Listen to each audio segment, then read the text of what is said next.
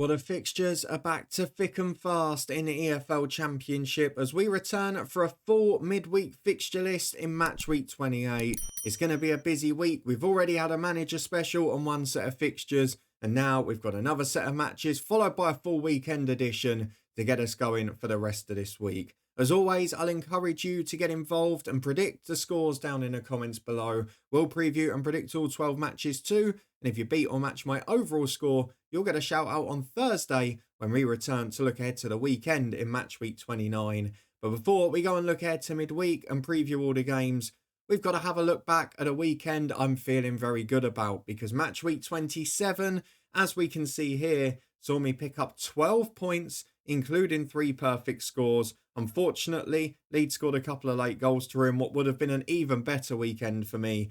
But it does mean for the first time this season, I believe, I am outright at the top of the tree. I've been joint winner a couple of times, but on this occasion, 12 points is the highest. It was generally a pretty low scoring week, both in terms of goals and points for you guys as a result. Lots of teams drawing a blank, but 12 points is the winning score this weekend. We move straight on to Matchweek 28 though, where I'm sure to be flattened back down to earth. And we start with one of 8 games on Tuesday night, which is Blackburn Rovers versus Coventry City. A tale of 1-0s at the weekend as Blackburn's pretty average away form this season continued. Possibly the only thing that's going to cost them a playoff place this year. Cameron Brannigan getting the winner for Oxford, and it was a fairly even game. But Blackburn again didn't take that ascendancy that you would expect from a top 6 side. And unfortunately, that away form has been their Achilles heel at the moment. So a difficult day for them. For Coventry, much the opposite. A very similarly tight game against Bristol City. Probably a draw, could have been a fair result on another day. But Coventry took their chance. Brandon Thomas-Asante, one of those players who added a bit of attacking spark last summer. And he was the man who got the crucial goal. A 1-0 victory for them puts them maybe looking up rather than down again now. 32 points sees them move 6 clear of the bottom 3, with just a 9-point gap up to the playoff places now. But this is the sort of game that if they want to close the gap, they've got to try and get a result. And given their recent away form, you wouldn't say that's going to be likely, would you? A difficult defeat a couple of weeks ago at Norwich, that late collapse, of course. Frustrating draw at Cardiff as well against 10 men. They've not been the best on the road, either before or since Frank Lampard's come in. So for this one, despite the fact that Blackburn lost at the weekend, I'm going to go back to the home form because they were excellent against Pompey in the midweek prior. They were patient and they got their goals late on. They did give up a few chances, so I'm going to back Coventry to score as they have in all of their last 4. I'm going to go for Blackburn to edge this one. We'll go for a slightly higher score in midweek. I'm going to go Blackburn by 2-1. As we move on to the second Tuesday game, which is Derby County versus Sunderland. Derby, despite their usual decent home form, very disappointing at home to Watford. A 2-0 defeat for them. And when you concede in the 4th minute, it does derail the game plan somewhat. Yes, it was a good performance by the visitors on the counter, but Derby didn't make the most of possession, created a lot of half chances and did have 1 or 2 good opportunities, but weren't that constant threat. And defensively, a little bit disappointing, it must be said. It's now 4 in a row in all competitions without a win for them. But we know generally at home they're competitive, so it's unlikely that they'll be poor for 2 in a row.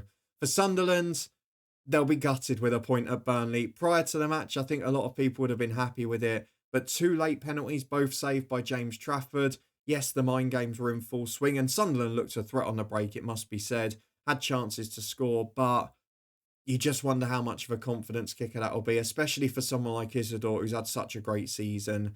They've got to bounce back in this one. Their away form, though, hasn't always been brilliant this year. And generally, ironically, they've struggled more away at the bottom sides. So I don't know how this one's going to pan out. I've kind of written and changed my score 3 or 4 times for this, between 1-1 and 1-0 to Sunderland. Given the fact that Derby haven't had a huge attacking threat in recent weeks, I know they got 2 in that crazy game at Sheffield Wednesday and at home to West Brom, but they're not creating bundles of top chances. I'm going to go for Sunderland to win 1-0 against my better judgment. There's part of me that thinks it'll be the Championship's favourite scoreline, so there's a chance for you to get 2 points on me. But I'm going to go for 1-0 Sunderland. As we move on to a big game for Ruben Sellers at home, it is Hull City versus QPR. QPR in the dizzy heights at the top half now after another win, a 3rd league victory in a row against Plymouth. Put that 6 conceded at Leicester behind them with a really good display away at Home Park. Only conceded 1 shot on target the whole game. dominated the match. And I know I sound like a broken record this season, but QPR fans who have watched the team will understand what I mean. If they had a goal scorer, they'd be winning these games by 2 or 3. And as I said before, if they can find one in January that can get them 10 between now and the end of the season, QPR are my outside pick to go on a playoff push. That's all they're missing for now. Really good performance for them, should have been more of a victory. Whereas for Hull City, a similarly important win away at Millwall. A game of very few chances, not the highest quality. Obviously an own goal decided it in the end. Hull only managed 2 shots on target, but restricted Millwall to very little and only gave away 1 corner, so took away that chance to set pieces as well. It's a very good away day for Ruben Sellers' side and crucial as it kept them out of the bottom 3 on goal difference. Makes this one a difficult one to call. I've not been that impressed overall by Hull, and if QPR can create the chances they did at the weekend, I'll back them to win again. They're one of the form teams in the division at the moment, and I'll back them to win by 2-1. As we move on to a big game in the battle for the playoffs and the Tony Mowbray derby. Great to see him back to health and in the dugout as Middlesbrough host West Bromwich Albion. 6th v 7th, separated by 1 on goal difference.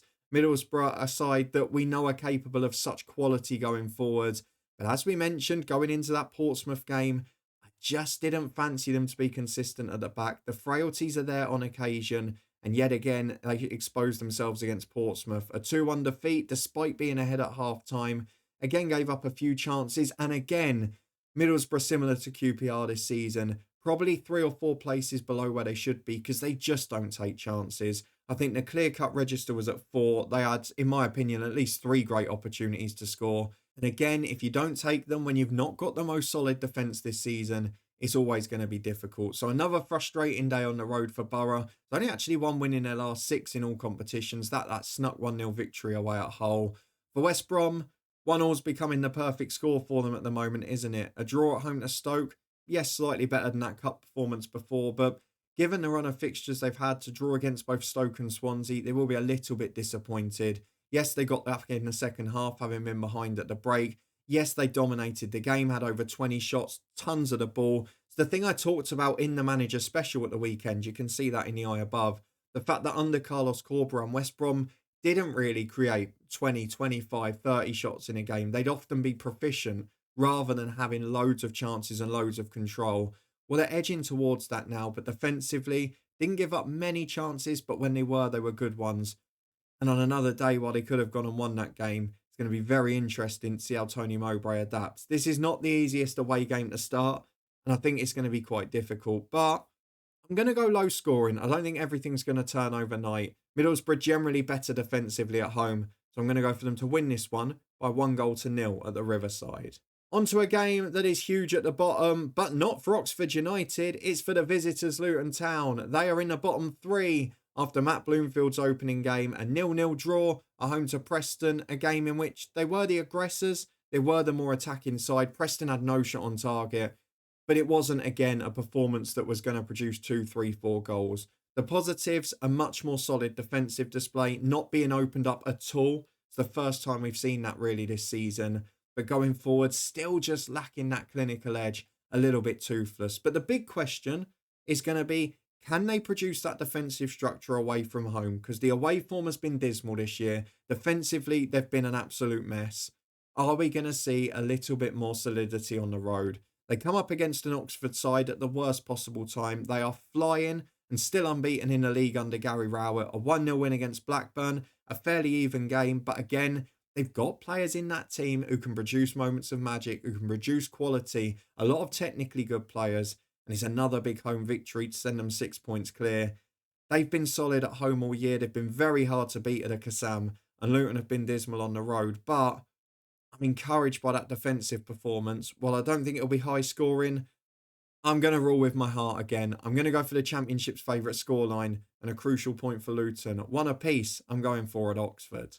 As we move up to the race for automatic promotion next, it is Sheffield United heading to Swansea City. Swansea, very disappointing in the derby. Probably the one thing I got drastically wrong this weekend. Swansea have had a great record in that fixture in recent seasons.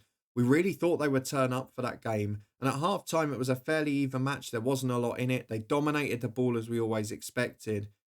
But at the start of the second half, they just didn't turn up. Yes, Cardiff didn't create tons of clear-cut chances. They didn't open Swansea up at will, but the way they collapsed after conceding the first is going to be a concern. On another day, yes, it could have been a boring 1-1 draw and a decent point, but for a derby game after conceding the first, the response will be a worry, I think, for Luke Williams. It's generally been a solid season for Swansea, but we mentioned it in recent weeks defensively, a few causes for concern. The 4-0 defeat at Portsmouth, the 3-0 at Cardiff and in Southampton in the Cup. All signs of collapses defensively, conceding goals in clusters. And that's something that has got to be addressed either in the January window or very soon after. For Sheffield United, we predicted correctly that they get back to the bog standard 2-0 at home. Harrison Burrows with the brace, but overall, despite not having a lot of possession, it was a very comfortable display. Norwich, yes, are toothless in attack at the minute. We'll talk about that later. But Sheffield United, just really efficient, created lots of chances, took a couple of them. A very solid day at the office and keep themselves right in that mix.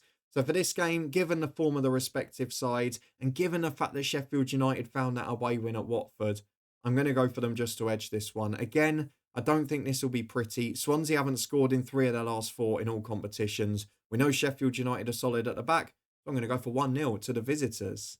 Into the second half, and we start with Watford versus Preston North End. For Preston, a 0-0 draw at Luton in which they showed no ambition at all, really.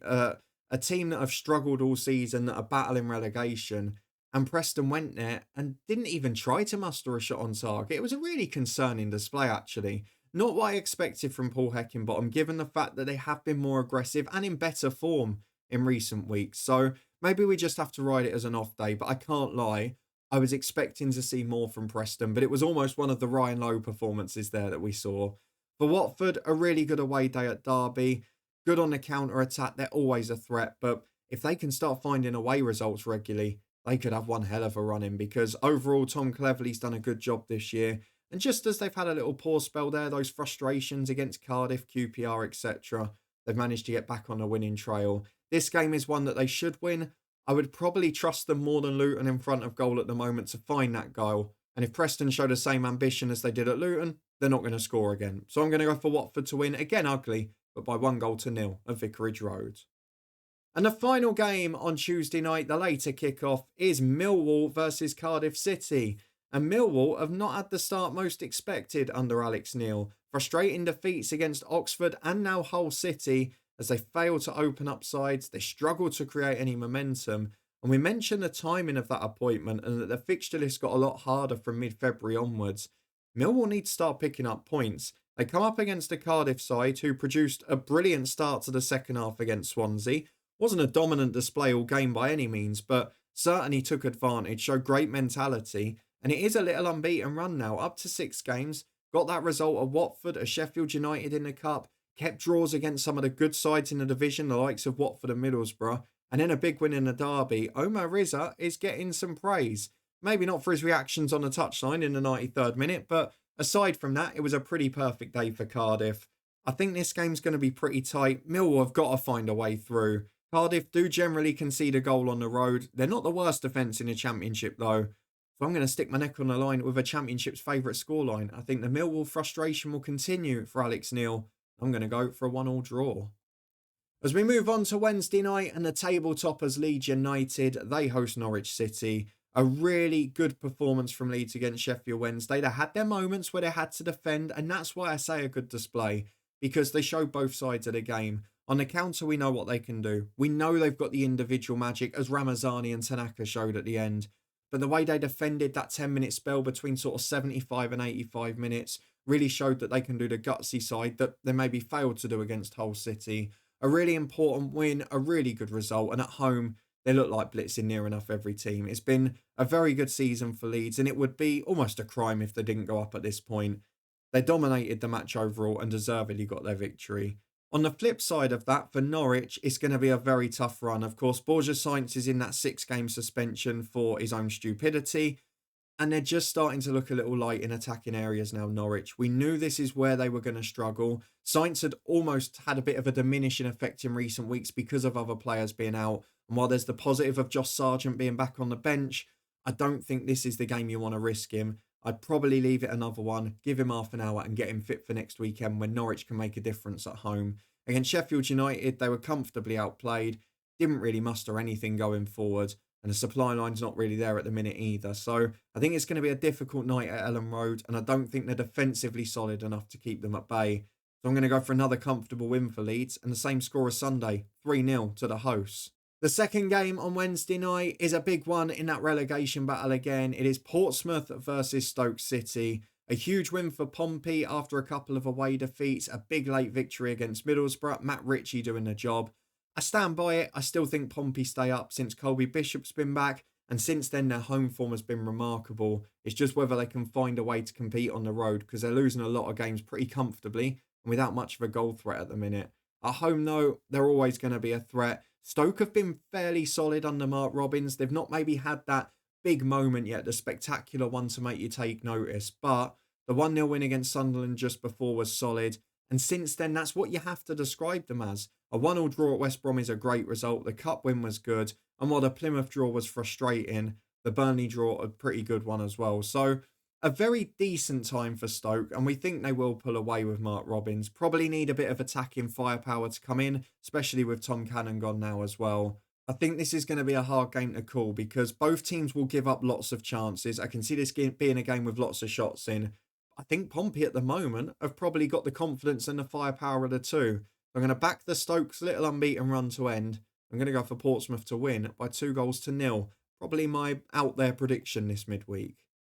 The penultimate game on Wednesday night sees Sheffield Wednesday host Bristol City. A big game for Sheffield Wednesday, who against Leeds had a very difficult time for the most part. Did have a spell where they got back into it, but weren't able to take advantage in front of goal. Of course, the news off the pitch dominated in the week with the chairman making just completely unnecessary comments about Danny Roll. We've talked so often on this podcast about Chansiri. If he just wouldn't keep shooting himself in the foot, he didn't need to say that. Even if it's completely correct and you're right in that situation, just keep quiet. Things are going well. Sheffield Wednesday are in the mix. Just keep quiet for a month. And he just always finds a way to get the fans against him and turn the attention away from what has been a very good season. The Leeds result's not going to judge their campaign. They've otherwise been doing okay. They come up against a Bristol City side who'll be really frustrated with the defeat at Coventry. They've generally been in decent form, but you just don't quite know what you're going to get ever from Bristol City. I will say they still look more defensively robust than they have done in most of the years we've been doing these predictions, but going forward didn't have their best day at Coventry and in the end succumbed to defeat, which ends that little unbeaten run of 3 in the Championship. So this game becomes incredibly difficult to call. Who knows what's going to happen between these two? They're two sides that in recent weeks have produced the sublime, the ridiculous and everything in between. So I'm going to go for the Championship's favourite scoreline because I have no idea what to do and stick with a 1-1 draw. And the final game on Wednesday night, the final one of the match week, is Plymouth Argyle versus Burnley. 24th v 3rd and a huge game at both ends of the table. Plymouth are starting to get cut adrift. They need to pick up a victory. Not draws, they need a win.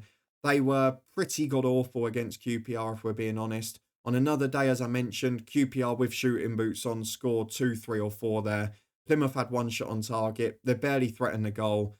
The corner delivery was poor. I mean, everything was off. It was just a really poor day. And it was arguably a less competitive home display than we've seen under Wayne Rooney, where at least they had the attacking intent. Hopefully that will change for them soon because they need to start picking up results.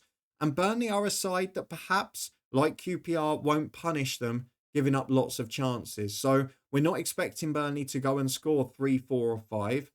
They had a 0-0 draw against Sunderland. James Trafford, brilliant with the 2 penalty saves. The officiating wasn't great because, let's be honest, he should have been booked for the first penalty and the second. But overall, he's done his job to perfection. And he's managed to get them a point in a game where they weren't that great, to be honest with you. They are very hard to beat. We've mentioned Burnley's run of clean sheets, which, yes, was fortunate to continue there. But are they going to keep another one away at Plymouth, who are lacking a goal threat in recent weeks? I think they probably will. I don't think Burnley need to be great to win this game, and they've not been great a lot of the season. I'm going to go for a really ugly game to end the match week, and Burnley to nick it away from home by 1-0 at Argyle. So with that out the way, let's have a quick recap of what I've gone for. And I said higher scoring at the start, but not really. I've got 5 1-0 victories in there and a couple of 1-1 draws. In fact, 3 in total. But my big bold calls of the week, 2-0 win for Pompey at home to Stoke. Leeds to keep pace at the top by scoring 3 against Norwich City. And then I've gone for QPR to win away at Hull to put them back in trouble, and Blackburn to restore their form at home in that playoff push with a 2-1 win at home to Coventry City.